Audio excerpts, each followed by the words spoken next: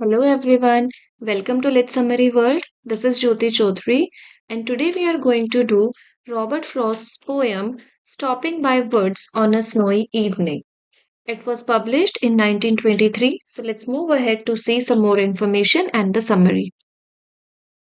So, first published in 1923, हमने पीछे भी देख लिया है कि जो ये पोएम है सबसे पहले 1923 में पब्लिश हुई थी in the new Republic in new Republic ये एक मैगजीन है and later included in the collection new Hampshire 1923 में ही ये इस कलेक्शन में इंक्लूड कर ली गई थी।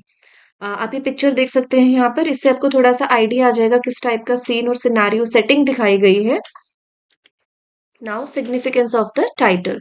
लिटरल मीनिंग क्या है हमारे टाइटल का? It describe the act of stopping to look at snowy woods during an evening. यही सिंपली हमें समझ में भी आता है। Stopping, right, let me show you again here, stopping by woods on a snowy evening. जब हम ये टाइटल देखते हैं तो सिंपली यही समझ आता है इस लाइन से कि हम बस वुड्स है मीन्स की जंगल है, वहां पर जो हमारा स्पीकर है वो रुक जाता है और जो है बर्फबारी हो रही है, स्नो गिर रही है in the evening time. Now symbolic meaning क्या है? The title suggest a moment of pause in life. ये सिर्फ वहां जंगल के पास वुड्स के पास रुक जाना ही नहीं है, ये वो मोमेंट है जब हमें लाइफ में भी कई बार ब्रेक ले लेना चाहिए, रुक जाना चाहिए। या फिर कई बार हमारा मन करता है जब हमारे ऊपर बहुत सारे रिस्पॉन्सिबिलिटीज है, हम थक जाते हैं कि अब हम थोड़ा सा एक ब्रेक ले लेते हैं। Hinting at tempting to stay in a beautiful quiet place versus the need to move on with responsibilities. लेकिन हम ऐसा कर नहीं पाते हैं। हो सकता है कि हम एक दिन दो दिन के लिए रेस्ट ले भी ले, लेकिन हम अपने रिस्पॉन्सिबिलिटीज से जो है कभी भी दूर नहीं जा सकते हैं। हमें हमेशा अपने रिस्पॉन्सिबिलिटीज, हमारी ड्यूटीज को पूरा करना ही पड़ता है। Now let's look at the summary. The poem describes a moment when the speaker, likely a traveler, तो ये traveler की तरह दिखाया गया है जो हमारा speaker है, pauses in a snowy forest on a dark winter evening. बिल्कुल dark winter evening है, उस टाइम वो एकदम से रुक जाता है near the woods और वो देखने लगता है पूरा जो वो सीन है, बर्फ गिर रही है, वुड्स है, बहुत ही सुंदर सा, ब्यूटीफुल, पीसफुल सा उसको ये सीन लगता है।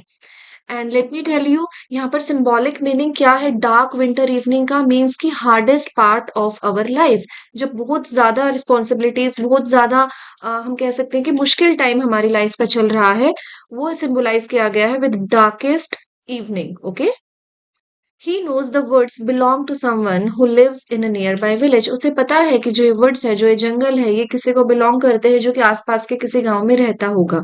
But that person won't see him stopping to admire the snow falling in the quiet forest. लेकिन वो जो पर्सन है जिसको ये बिलोंग करते हैं वो यहाँ पर नहीं है उसे देखने के लिए, हमारे ट्रैवलर को देखने के लिए कि वो कैसे यहाँ रुका है और कैसे वो एडमायर कर रहा है इस गिरती हुई बर्फ को, और ये जो पूरा सिनेरियो है, जो फॉरेस्ट है, वो कितना सुंदर लग रहा है।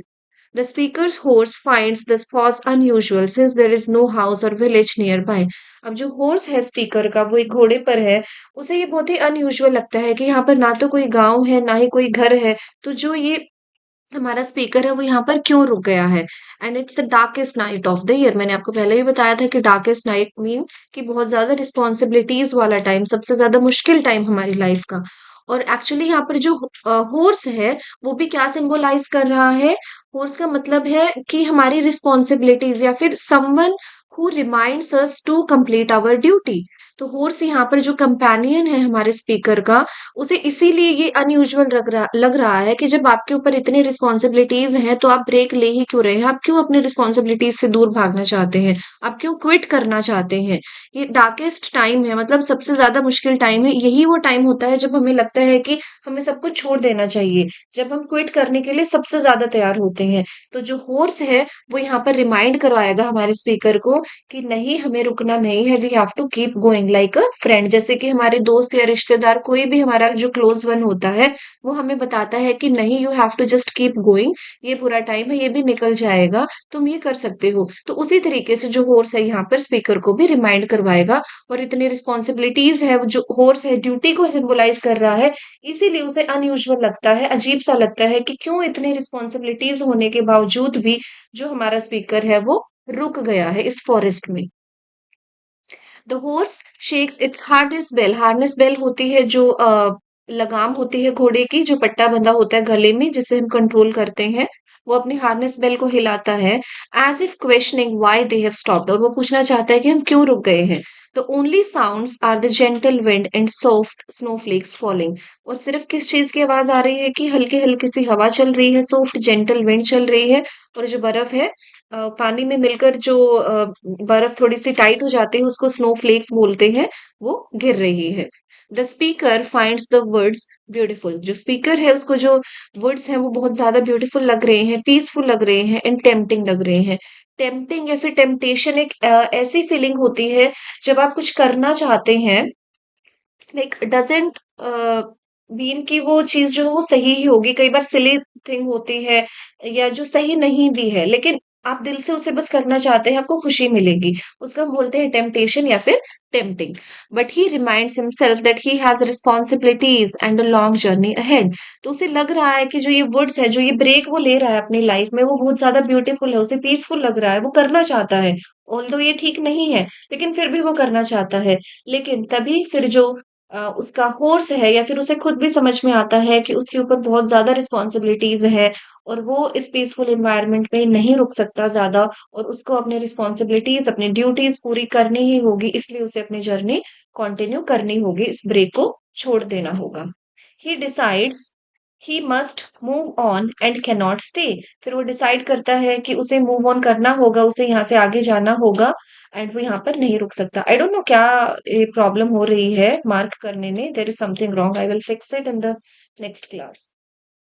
Repeating that he has miles to go before I sleep, ये बहुत ज्यादा इंपॉर्टेंट लाइन है, you should remember this line here, miles to go before I sleep. तो ये क्या सिंबलाइज करती है? ये एक्चुअली डेथ को भी रिप्रेजेंट कर रही है यहाँ पर, या फिर जो बहुत लंबी हमारी लाइफ की जर्नी है उसको रिप्रेजेंट कर रही है कि माइल्स टू गो, अभी तो बहुत रिस्पॉन्सिबिलिटीज, बहुत ड्यूटीज, बहुत कुछ करना बाकी है, बिफोर आई स्लीप, अपनी डेथ होने से पहले। आई होप आपको समरी समझ आ गई होगी। आई हैव ट्राइड कि आपको साथ साथ सिंबॉलिक मीनिंग भी इसका बता दूं, जो हिडन मीनिंग होता है पोएम्स में। डायरेक्ट स्ट्रेट फॉरवर्ड तो सबको समझ आ जाती है, बट क्वेश्चंस कहाँ पर आते हैं? क्वेश्चंस आते हैं सिंबॉलिक मीनिंग पर, या फिर जो हिडन मीनिंग होता है। I have tried my best to explain you that, इससे ज्यादा तो कुछ नहीं आएगा इन पोएम्स में। Now analysis, beyond watching words, it's about life choices, कि सिर्फ वर्ड्स को ही नहीं वो हमारा स्पीकर देख रहा है, it's about life choices, life की चॉइसेस की हम बात कर रहे हैं। Wanting to rest but knowing you have to keep going, कि हम रेस्ट करना चाहते हैं लेकिन हमें पता है कि हमें लगातार आगे बढ़ते ही जाना होगा। The repetition of miles to go stresses how much is left, तो रिपीटेडली जो है हमें ये लाइन देखने को मिलती है पोएम में, माइल्स टू गो। तो ये क्या किस चीज पर स्ट्रेस कर रही है? क्या हमें ये बताती है? हाउ मच इज लेफ्ट, कि कितनी हमारी जो लाइफ की जर्नी है वो बची हुई है, और कितना हमें अभी कवर करना है, कितनी रिस्पॉन्सिबिलिटीज हमें अभी निभानी है। May be hinting at death but also hope to finish strong. So death की तरफ सिंबलाइज करती है, miles to go, much is left. So मतलब कि एट द एंड हमारी डेथ हो जाती है, और उससे पहले काफी कुछ है जो हमें करना होता है, and we can not take rest before that. Now form क्या है पोएम की? The poem has four stanzas है, and each stanza has four lines, तो मीन्स छोटी सी पोएम है, और फोर लाइन के स्टेंजा को हम क्या बोलते हैं? क्वार्ट्रेन बोलते हैं। The rhyme scheme is A B C D C D D D. Actually Robert Frost की पोएम्स की राइम स्कीम आपको याद करने की ज्यादा जरूरत है नहीं, बिकॉज ये बहुत ही फ्री स्टाइल में लिखते हैं, तो हमें इतना कोई अच्छा सा पैटर्न या राइम स्कीम मिलती भी नहीं है सारी पोएम्स में, सो ये इतनी ज्यादा इंपॉर्टेंट नहीं होती है। The poem is written in blank verse में मोस्टली इनकी पोएम्स लिखी गई है, सो सिमिलरली ये भी लिखी गई है, लेकिन इसमें थोड़ा सा ट्विस्ट है, ये याद रखिएगा। ब्लैंक वर्स क्या होता है? अनराइम्ड आयम्बिक पेंटामीटर होता है ब्लैंक वर्स का मतलब, लेकिन इसमें क्या है? Here it is iambic tetrameter, इन्होंने टेट्रामीटर यूज किया है।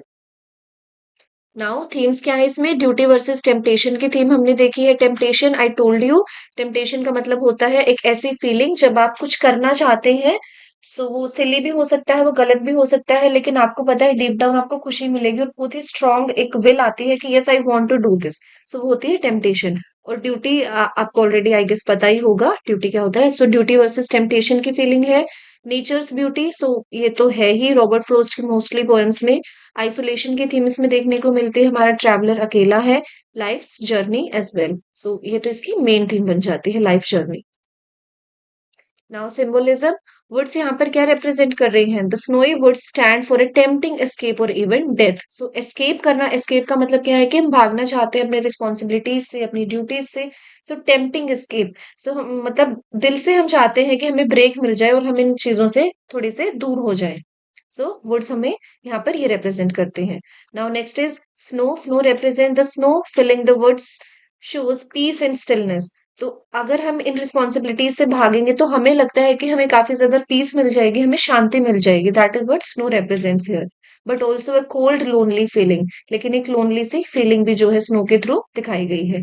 Horse, the little horse represents duty और कॉमन सेंस, कि कॉमन सेंस है कि भाई तुम अपने रिस्पॉन्सिबिलिटीज से नहीं भाग सकते हो, आपको अपनी ड्यूटी तो पूरी करनी ही होगी। It shakes its bell to remind the speaker they shouldn't stop, और वो अपनी बेल को भी जो है शेक करता है, रिमाइंड करवाने के लिए कि हम नहीं रुक सकते, हमें करना होगा जो हमारी ड्यूटीज हैं। Like a friend telling you to focus, जैसे कि हमारे फ्रेंड्स हमें बताते हैं। Now, at the end, darkest evening of the year, this could symbolize the hardest और saddest time in life. सबसे ज्यादा hardest जो part होता है हमारी लाइफ का, या फिर जो saddest part होता है, जिस टाइम हम सबसे ज्यादा पीक पर होते हैं, ये सोच रहे होते हैं कि हमें क्विट कर देना चाहिए, हम इससे ज्यादा नहीं कर सकते। So darkest evening represents that when the speaker feels most tempted to give up. So ये हम सबके साथ ही होता है, not just the poet hair.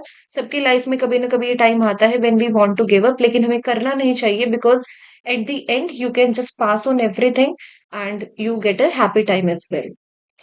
सो ये सारा सिंबोलिज्म सब कुछ मैंने आपको पीछे भी बता दिया था when we were reading the summary of the poem. I hope you have understood this. So please like share and subscribe the channel and wait for the next videos. Thank you very much.